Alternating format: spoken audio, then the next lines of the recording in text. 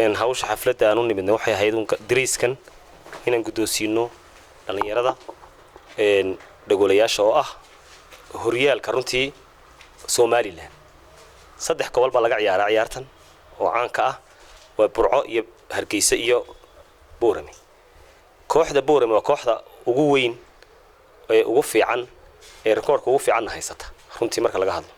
oo waxaan jecelnahay dhagoolayaal iyo kuwa dhagaha qababa labadaaba inaan qaadno insha Allah hadii Ilaahay yiraahdo marka waxaan wax weyn maaha waxa ay wadreys ka kooban shortiga iyo garankii waxaan kaloon jecelnahay in markaan imka Hargeysa ku noqono sharabaadkii oo isna wax muhiim ah inaan isna u keenno oo anagu aan jeebkayga ka bixino dhalinyarada intan waftiga xulkee tagay meesha inay lacagta iska ururino iyaga aan ugu deeqno sharabaadkii oo dhameystiran hadii Ilaahay yiraahdo taasi waa taa marka wax weyn maaha wax ka weyn bay mudan yihiin in la dhiso oo koox dhisan weeyaan aad u ciyaar qurux badan Hargeysa intaas oo jeer tagay loo yimiday marka la isku wada geeyay iyagu dhibcaha ugu waaweyn haysta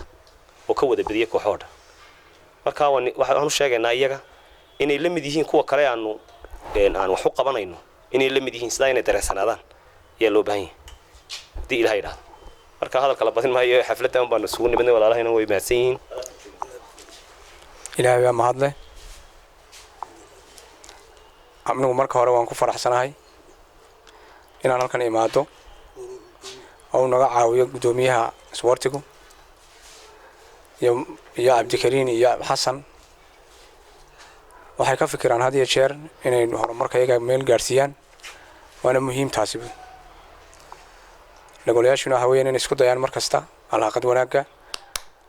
ogaadana in la caawinayo markasta naftoodana ay saa xusuusnaadaan dhowr jeer oo ciyaaro ay sameeyeen baa jirta oo Hargeysa iyo Boorama marna Boorama ay tageen marna Hargeysa ay tageen intaba ay soo guuleysteen insha Allah awdal baritoole guul baan rajaynaynaa insha Allah maanta waxaan joognaa xarunta ama wasaaradda dhalinyarta iyo isboortiga ciyaaraha waxaan joognaa iyagoo guddoonsinaya inamada dhalinyarta ee kubadda cagta qaybta labaad qaybta maanta soo safanaysa qaybteedii labaad oo ay namadii dhafka ahaa ama dhogolayaasha wasaaraddu ma aha markii koowaad oo ay dhalinyarta ay u fidiso agab noocan oo kala ah inamada aan dhafka ahayn ilaa 10 kooxood iyo 4 degmo ayaa ay wasaaraddu guddoonsiisay دريس نوع لو يقانو نوع ugu tayada fiican la ama ugu sareeya quality-giisu sareeyo maanta waa markii labaad ee la guddoonsiiyay namada saas oo kale dhigooga ah ee dhafka ama dhagolayaasha dariiska nooca heerka koowaad ah oo ugu sareeya oo ugu qaalisan waxaan wasaaradda leenahay aad iyo aad bay ugu maatan tahay kobcinta iyo koruqaadka iyo dhiirigelinta dhalinyarta mar walba ay la garab joogto waana markii koowaad oo noocan oo kale ah wasaaraddu ay samafal noocan oo kale ah laga helo waxaan u mahad celinaynaa guddoonka wasaaradda dhalinyarta iyo ciyaaraha walaalkeen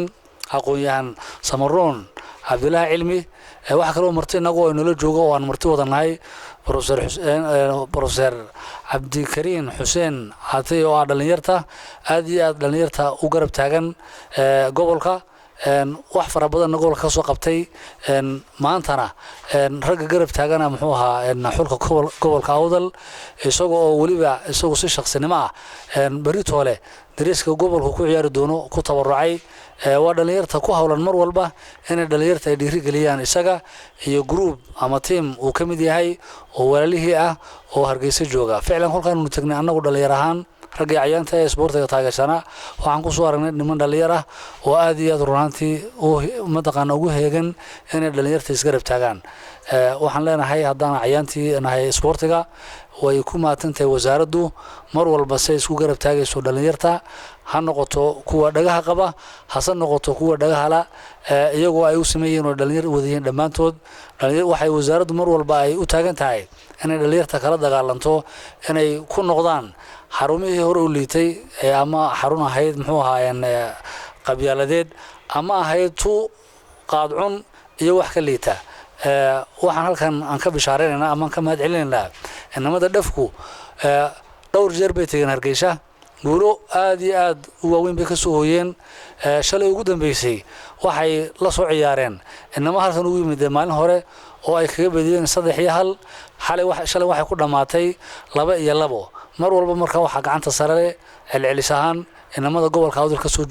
soo jeeda ama ka soo ku ciyaar ee dhafka ah marka inamada waxay uga baahan yihiin sida ay wasaaraddu ay heel iyo howl uga rab taagan tahay dadkeena kalena inaan ka warhayno oo aan noqono kuwa runaantii ka warhaya waxaan u mahad celinayaa macalinka weyn ana macalinkayga ahaa macalin Ibrahim Sheekh Nuur Yusuf oo ah macalin aad iyo aad u qaali ah tan iyo intii la aasaasay iskuulka dhafka waxa uu macalin iyo nala garab taagan ha noqoto xagga aqoontiisa ha noqoto xagga dadnimada iyo damqashada salaamaya waxaan xaggan mahad gaar ah uga celinayaa isuduwaha dhalinyarada gobolka Samaroon oo markii koowaad uu isuduwa noqdo isbedel badan uu ka muuqdo gobolka isbedelada gobolka muuqdo waxa kamid ah in koobab isdaba jooga gobolka laga ciyaaro heerka koowaad heerka labaad iyo heerka saddexaad isbedelka labaad muddo badan waqti hore ayaynu ugu dambeysayeen gobolka ciyaaraha gobolada Soomaaliya final limadno waynu taaganahay maanta insha Allah taala waxaan rajaynayaa waa maalin jimcaha berito leh in aynu koobka keeni doono gobolka Awdal xafladda halka maanta aan taaganahay inaynu xafladda farxadda iyo damaashaadka ku qabsan doono markaad aragto qofku isuduwuhu inuu yahay qof u soo jeeda dhalinyarada iyo magaalada dadka ku nool qof walba wuxuu jecel yahay inuu taageero markii aan aragnay walaalkii Samaroon inuu jecel yahay dhalinyarada haday tahay dhagoolaha iyo haday tahay dhalinyarada kale inuu mar walba koobciyo oo uu sportiga ka dhiso annaguna dareenkayga wuxuu siiyay inaanu ag istaagno walaalkii Samaroon aad baan ugu faraxsanahay xafladan gudoonsiinta dhalinyarada dhagoolaha loogu talagalay in garamaanta lagu gudoonsiyo inaad kala qayb qaato aad baan ugu faraxsanahay waxaan idin rajaynayaa guulo badan markasta wax u baahataan diyaar baan idin ahay shakhsi ahaan inaan idin taageero wixii aad iga baahataan waad garanaysaan waan joogaa magaalada meherada maaraaca sportiga waad igu iman kartaan waxaan idin siinayaa